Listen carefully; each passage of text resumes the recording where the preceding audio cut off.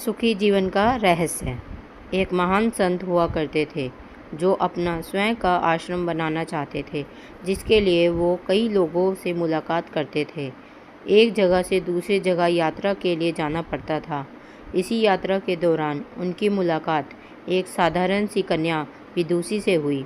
विदुषी ने उनका स्वागत किया और संत से कुछ समय कुटिया में रुककर आराम करने की याचना की।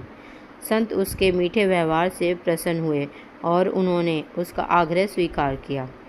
विदुषी ने संत को अपने हाथों का स्वादिष्ट भोज कराया और उनके विश्राम के लिए खटिया पर एक दरी बिछा दी और खुद फर्श टाट बिछाकर सो गई।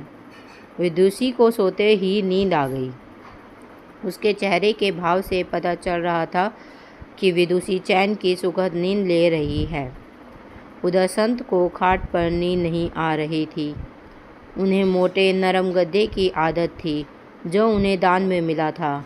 वो रात भर विदुषी का सोच रहे थे कि वो कैसे इस कठोर ज़मीन पर इतने चैन से सो सकती है। दूसरे दिन सवेरे होते ही संत ने विदुषी से पूछा कि तुम कैसे इस कठोर धरा पर इतने चैन से सो रही थी। तब उसने बड़ी सरलता से उत्तर दिया, हे गुरुदेव, मेरे लिए मेरी ये छोटी सी कुटिया एक महल के समान ही भव्य है। इसमें मेरे श्रम की महक है। अगर मुझे एक समय भी भोजन मिलता है तो मैं खुद को भाग्यशाली मानती हूँ।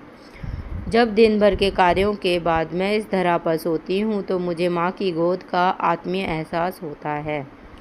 मैं दिन भर के अपने सत्कर्मों का विचार करते हुए चैन की नींद सो जाती हूँ। मुझे एहसास भी नहीं होता कि मैं इस कठोर धरा पर हूँ। यह सब सुनकर संत जाने लगे।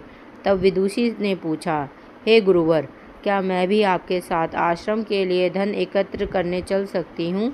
तब संत ने विनम्रता से उत्तर दिया, बालिका, तुमने जो मुझे आज ज्ञान दिया है उससे मुझे पता चला कि चित्त का सुख कहाँ है। अब मुझे किसी आश्रम की इच्छा नहीं रह गई। यह कहकर संत वापस अपने देश लौट गए और एकत्र किया धन उन्होंने गरीबों में बांट दिया और स्वयं एक कुटिया बनाकर रहने लगे। शिक्षा। आत्म शांति एवं संतोष ही सुखी जीवन का रहस्य है।